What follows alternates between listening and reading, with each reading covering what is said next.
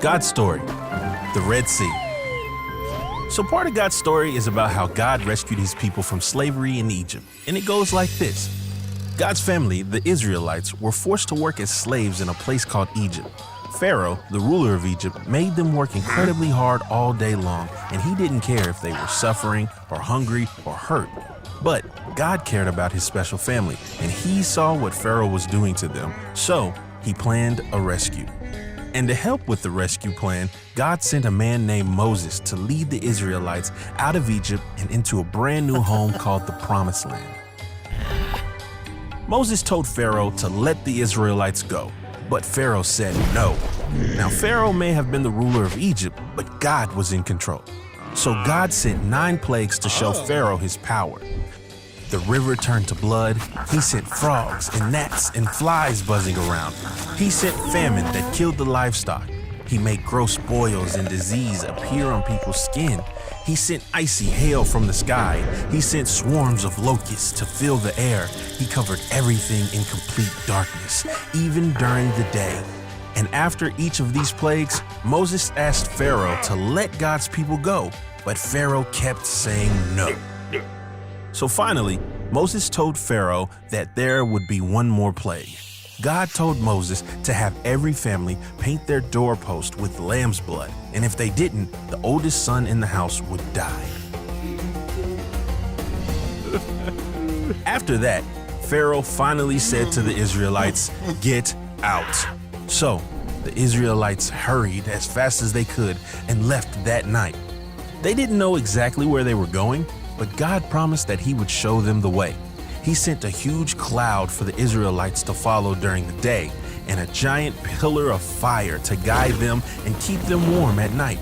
Every day, God led the Israelites through the desert until finally they reached the edge of the big sea. But then, in the distance behind them, they could see Pharaoh and his army chasing after them.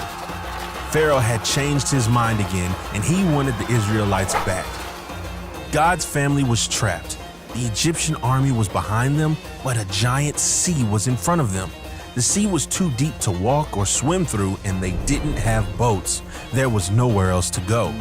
But Moses told the people, "Don't be afraid. The Lord himself will fight for you. You need only to be still." Kids, would you trust God if he told you to be still, even if it didn't make sense to you? Well, God caused a giant cloud to move behind the Israelites, to hide them from the Egyptians. He told Moses to pick up his staff and raise his hand over the sea. Then God sent a strong wind to blow over the water all night long, making a path of dry land appear at the bottom. The Israelites walked across the dry path with walls of water on each side of them. God had provided a way, just like he promised. Once the Israelites were in the middle of the sea, the Egyptians started to chase them, but God confused their army and caused their chariots to get stuck. They started running away because they realized that God was helping the Israelites.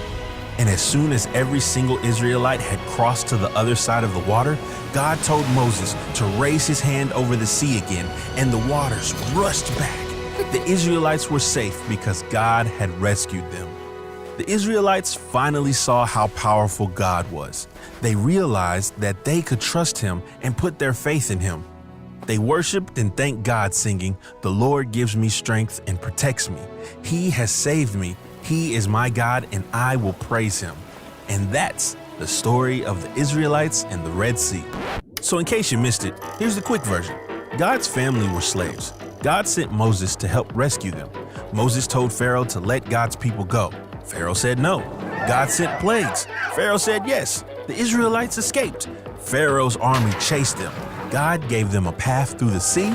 The Israelites escaped to the other side. God rescued them. And that's a part of God's story.